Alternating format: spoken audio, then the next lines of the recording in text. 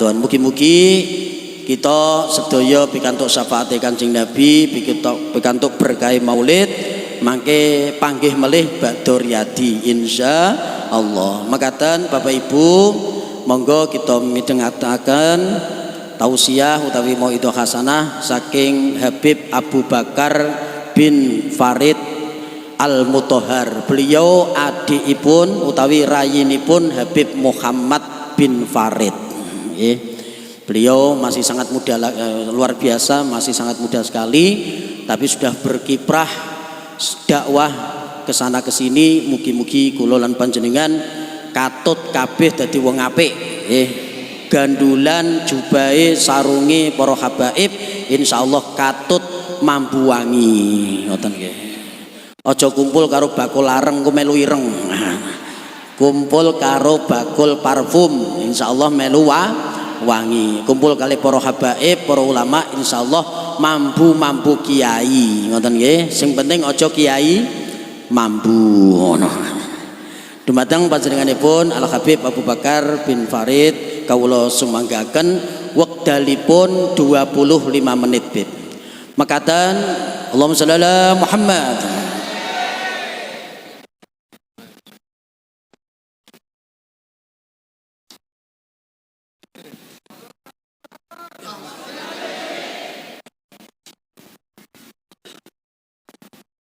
Assalamualaikum warahmatullahi wabarakatuh. Alhamdulillah Al-Malikil Aliyyil A'la alladzi arsala nabiyahul Mustafa sallallahu alaihi wa sahbihi wa sallam dzal qadril arfa'il ajla adimillahumma salata wassalama على سيدنا وحبيبنا وشفيعنا وقرة أعيننا سيدنا ومولانا محمد سيد الأنبياء والمرسلين وسيد الأولين والآخرين وعلى آله وأصحابه وأزواجه ور الميامين وعلى جميع الملائكة المقربين وجميع عباد الله الصالحين وعلينا معهم وفيهم برحمتك يا أرحم الراحمين وجودك يا أجود الأجودين. أما بعد. Alhamdulillahi Rabbil Alamin. Kita bersyukur kepada Allah Subhanahu wa Ta'ala. Pada sore hari ini kita dikumpulkan oleh Allah Subhanahu wa Ta'ala di tempat yang mulia ini. Tidak lain dan tidak bukan kecuali merupakan daripada anugerah karunia dari Allah Subhanahu wa Ta'ala. Berapa banyak orang-orang yang mana mereka lalai kepada Allah pada saat ini. Berapa banyak orang-orang yang mana mereka berbuat maksiat pada saat ini, lalai kepada Allah Subhanahu wa Ta'ala. Tapi kalian semuanya, alhamdulillah tsumma alhamdulillah, Allah telah menggerakkan hati kita semuanya sehingga kita berkumpul di sini berzikir kepada Allah, mengingat Allah Subhanahu wa Ta'ala, rindu kepada Allah, rindu kepada Nabi Muhammad sallallahu alaihi wasallam. Hadirin hadirat yang dimuliakan Allah Subhanahu wa Ta'ala, beberapa hari lagi kita akan menyambut bulan yang mulia. Kita akan menyambut bulan yang istimewa, yaitu bulan suci Ramadan. Apa yang sudah kita siapkan untuk menyambut bulan yang mulia ini? Apa yang bisa kita suguhkan untuk menyambut bulan yang mulia ini? Pertanyaan-pertanyaan ini harus kita jawab sebelum memasuki bulan Ramadan, supaya kita masuk bulan Ramadan dalam keadaan bersih, seperti wadah yang sudah bersih sehingga layak untuk diisi sesuatu yang manis. Wadah, ketika wadah itu kotor, diisi madu, diisi jeruk, teh, gak layak, kotor karena kotor. Tapi kalau wadahnya itu sudah bersih, layak diisi madu, diisi sesuatu yang lezat, yang nikmat, layak. Begitulah yang harus kita lakukan sebelum memasuki bulan Ramadan mempersiapkan diri kita benar-benar. Oleh karena itu para ulama mereka benar-benar menyiapkan diri mereka bukan 1 hari sebelum Ramadan atau 2 hari atau 3 hari, tidak, bahkan 2 bulan sebelum bulan Ramadan.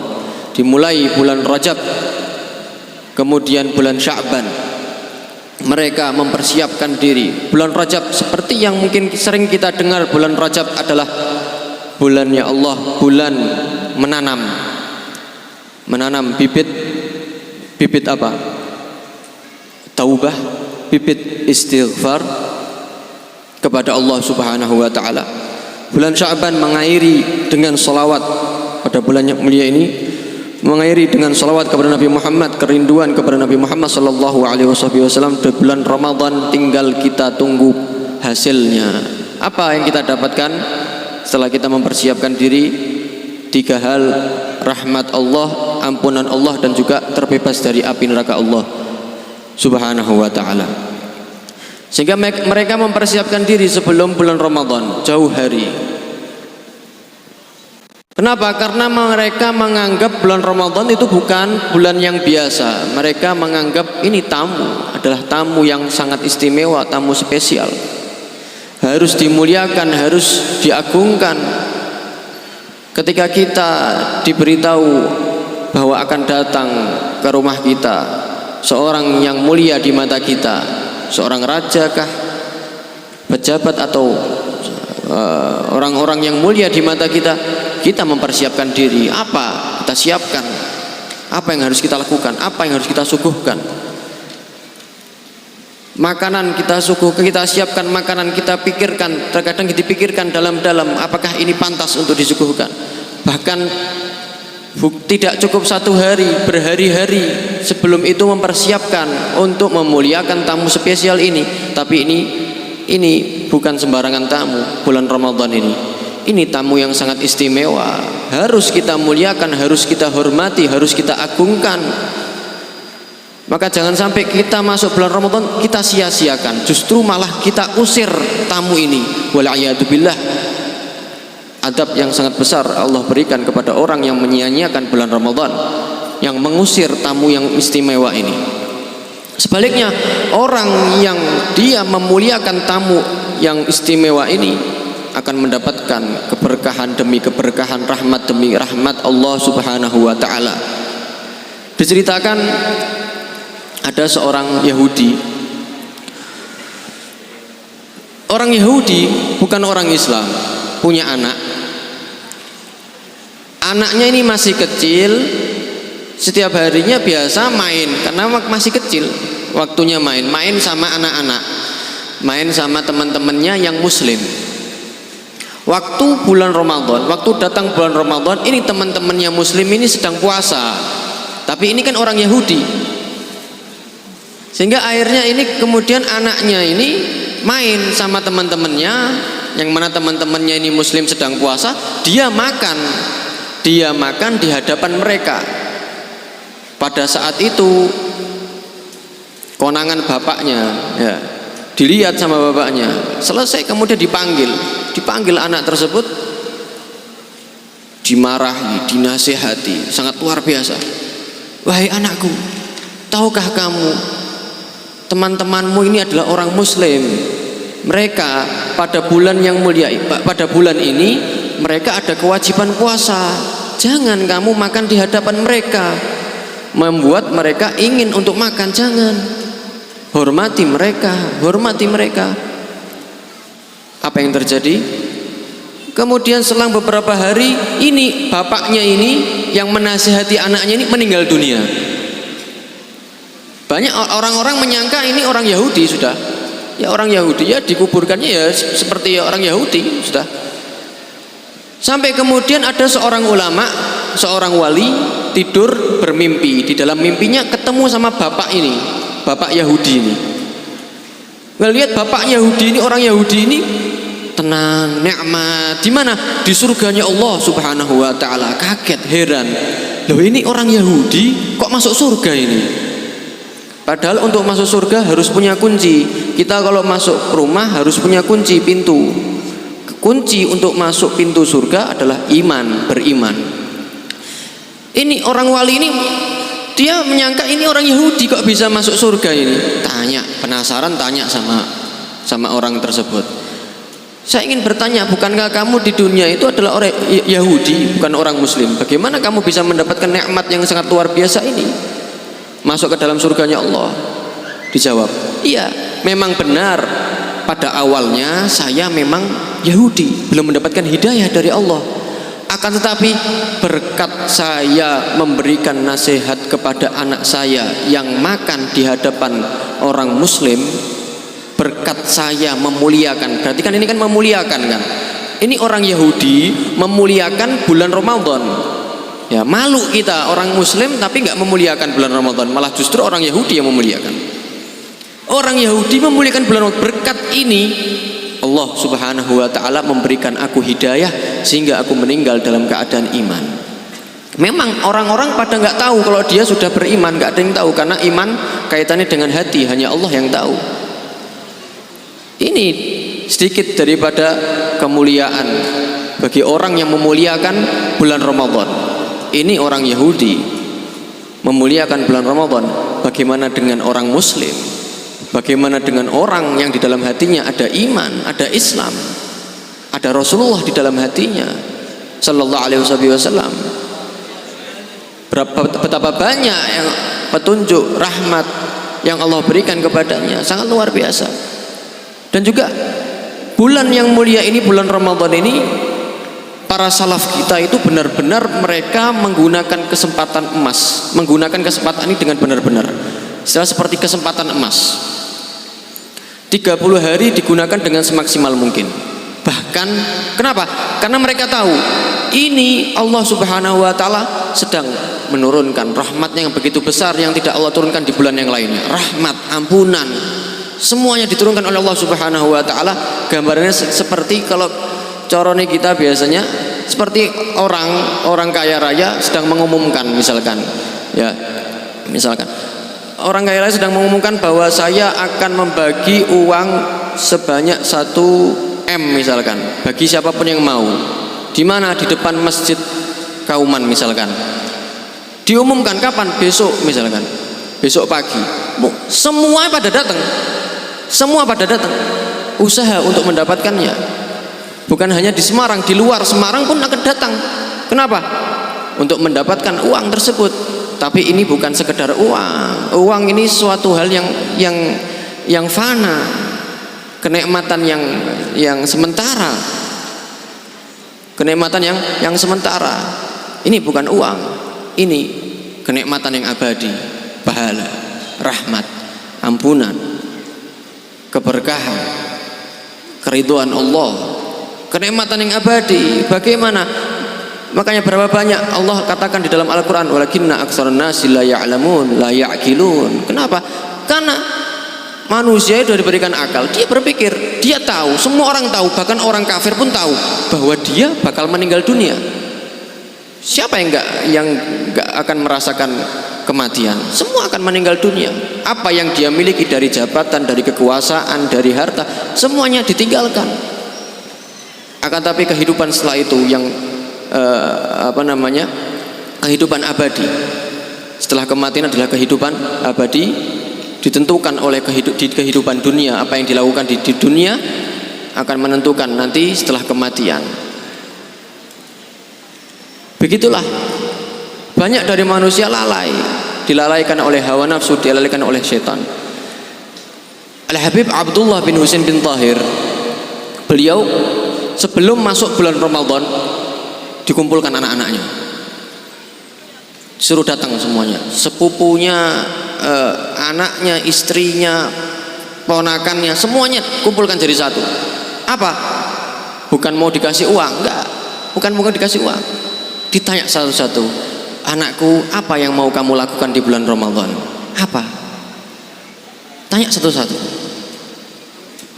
supaya mereka semangat di bulan Ramadan. Bahkan beliau Habib Abdullah bin Husain bin Tahir, ketika di bulan Ramadan saking banyaknya ibadah kepada Allah, nikmatnya ibadah kepada Allah, 1 hari 24 jam itu nggak cukup bagi beliau. Beliau tuh pernah mengatakan kepada anaknya, wahai anakku, sesungguhnya 24 jam bagiku ini sedikit untuk beribadah kepada Allah. Maukah kamu meminjamkan sebagian waktumu untukku? Ini yang dilakukan oleh beliau, Al-Habib Muhammad bin Hasan Jamalul Lail. Al-Habib Muhammad bin Hasan Jamalul Lail. Beliau kalau siang hari nggak pernah baca Al-Quran, kalau malam hari baru baca Al-Quran. Loh kenapa, Habib?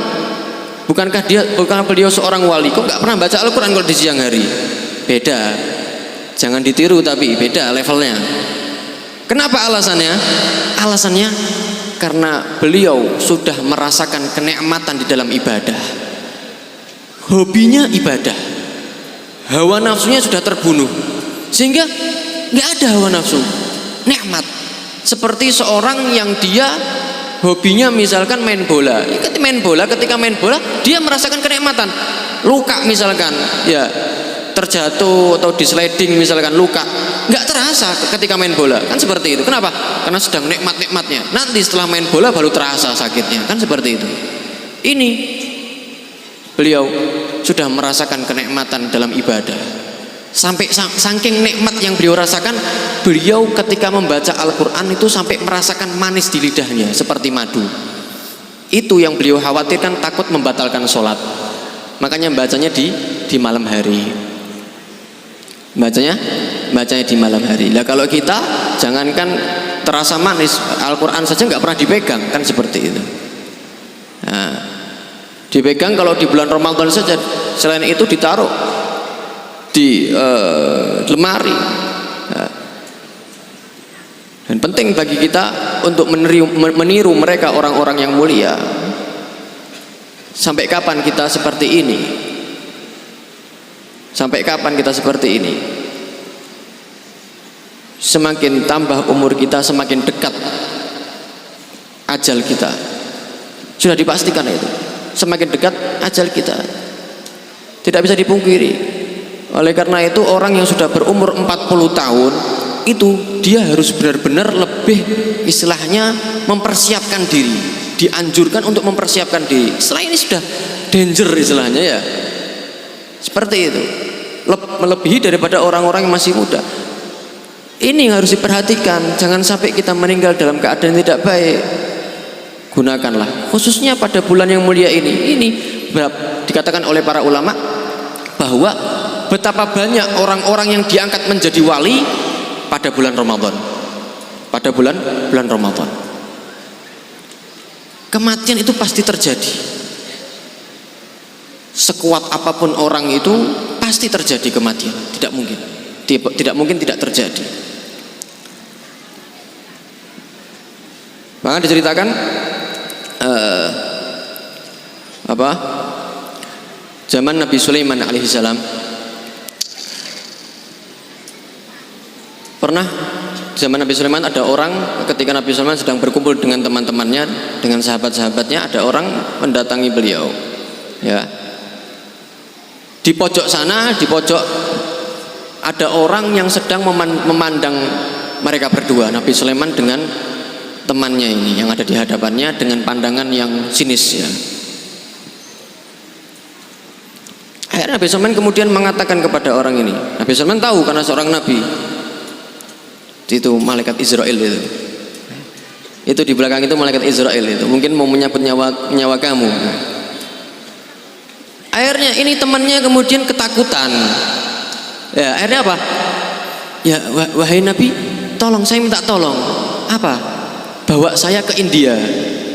Dari Palestina bawa saya ke India. Kan beliau kan punya kendaraan, ya, bukan Lamborghini, kalah Lamborghini, ya. Awan secepat kilat.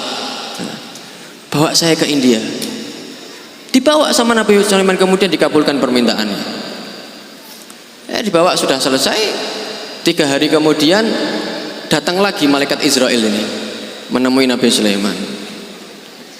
Ya. Kemudian Nabi Sulaiman kemudian bertanya kepada malaikat Israel, 3 hari yang lalu kenapa saya kok melihat kamu kok memandang dengan pandangan yang sinis kepada kita, saya dan teman saya waktu itu? Iya, kata Nabi Sulaiman, saya ini bingung. Saya ini menurut laporan catatan ini bahwa ini temannya jenengan ini yang waktu itu 3 hari yang lalu itu, dia tertulis di sini meninggal di India 3 hari lagi. Tapi saya bingung, ini masih di Palestina. Hakada. Benar ketentuan Allah Subhanahu wa taala. Sesungguhnya orang itu ketakutan. Waktu 3 hari yang lalu dia ketakutan, takut dicabut nyawanya sama kamu. Dia minta tolong sama saya, dibawa ke India, dan sudah di sana. Subhanallah.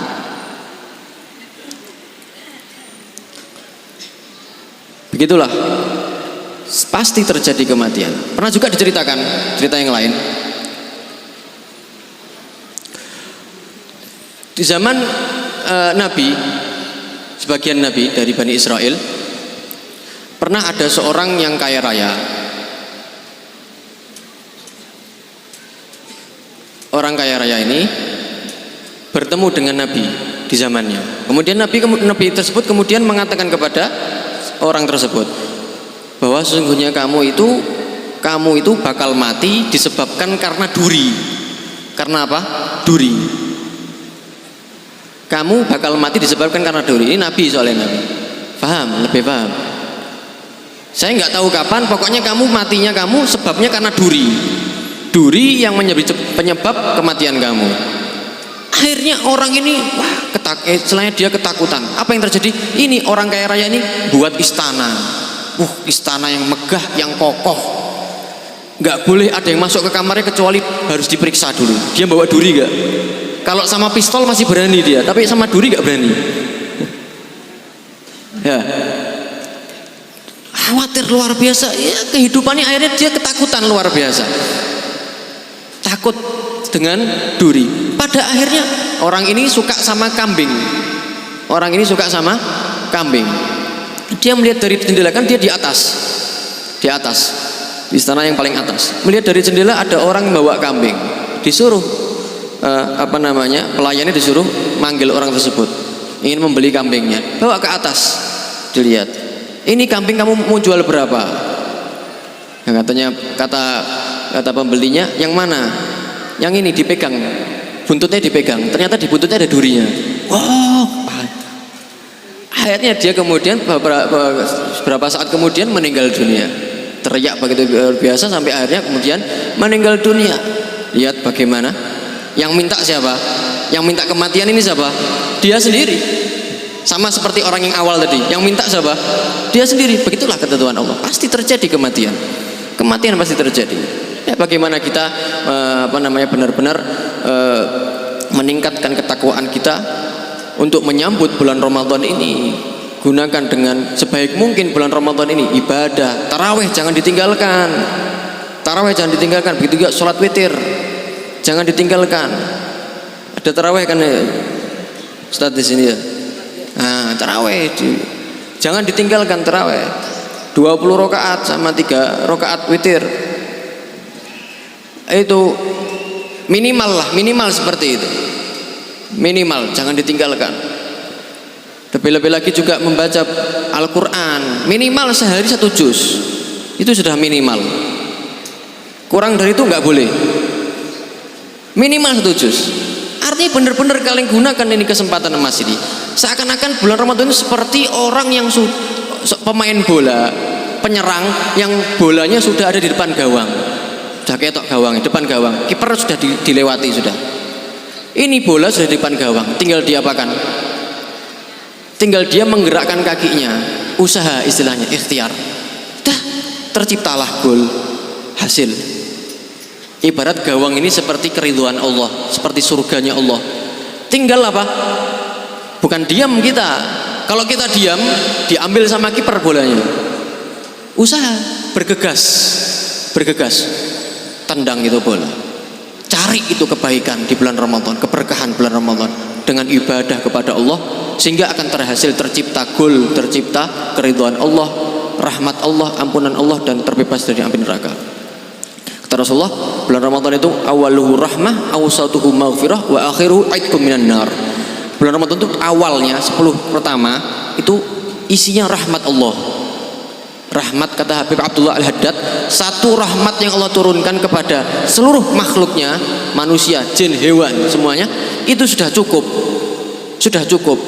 Apalagi kalau 2, 3, puluhan rahmat, jutaan rahmat Allah Subhanahu wa ta'ala.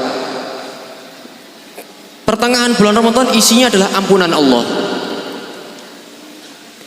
Yang terakhir, 10 terakhir, isinya adalah pembebasan dari api nerakanya Allah Subhanahu wa ta'ala. Mudah-mudahan Allah Subhanahu wa ta'ala menjadikan kita termasuk orang-orang yang nanti mendapatkan rahmatnya Allah Subhanahu wa ta'ala, kemudian mendapatkan ampunan Allah Subhanahu wa ta'ala, dan pada akhirnya terbebas dari api neraka Allah Subhanahu wa ta'ala, dimatikan dalam keadaan husnul khotimah, disertai didampingi oleh kekasih kita Muhammad sallallahu alaihi wasallam, diperlihatkan tempat kita di surga sebelum meninggal, di alam barzakh ketika kita ketakutan dalam keadaan sendiri. Pada awalnya kita di dunia, ketika kita takut, kita khawatir, kita merasa membutuhkan, ada ibu yang menemani kita, ada ayah yang menemani kita, ada guru yang menemani kita, ada sahabat yang menemani kita. Tapi di alam barzakh sana sendiri. Ketika kita sedang sendiri, ditanya oleh malaikat yang sangat menyeramkan, kekasih kita Muhammad menemani kita, sehingga hati kita bunga, sehingga hati kita senang, khawatir itu hilang menjadi ketenangan. Ketika kita dibangkitkan di padang mahsyar, kekacauan yang sangat luar biasa, kita mendapatkan syafaat Nabi Muhammad sallallahu alaihi wasallam. Ketika kita di sirat, kita kesulitan berjalan di atas sirat, digandeng kasih kita Muhammad sallallahu alaihi wasallam, masuk surga bersama beliau, masuk surga bersama beliau. Rabbi fanfa'na bi barakatihim wa hdina al-husna bi hurmatihim wa amitna fi tariqatihim wa mu'afatina min al-fitani. Sallallahu alaihi wasallam Muhammadin wa alihi wasallam, walhamdulillahi rabbil alamin. Assalamu alaikum warahmatullahi wabarakatuh. آمين آمين اللهم أنت السلام ومنك السلام وإليك يعود السلام وخينا ربنا بالسلام وأدخلنا الجنة دار السلام تبارك ربنا وتعالى يا ذا الجلال والكمال والقهر والإكرام يا مغلب القلوب ثبت قلوبنا على دينك وعلى طاعتك اللهم أعنا على ذكرك وشكرك وحسن عبادتك اللهم بارك لنا في رجب وشعبان وبلغنا رمضان ربنا تقبل منا إنك أنت السميع العليم وتب علينا يا مولانا إنك أنت التواب الرحيم دعواهم فيها سبحانك اللهم وتحيتهم فيها سلام وآخر دعواكم أن الحمد لله رب العالمين. تقبل الله منكم منا ومنكم تقبل ya karim. Makatan monggo dipun akhiri kelonosan hamdalah sarang-sarang alhamdulillahi rabbil alamin. Allahumma shalli ala Muhammad.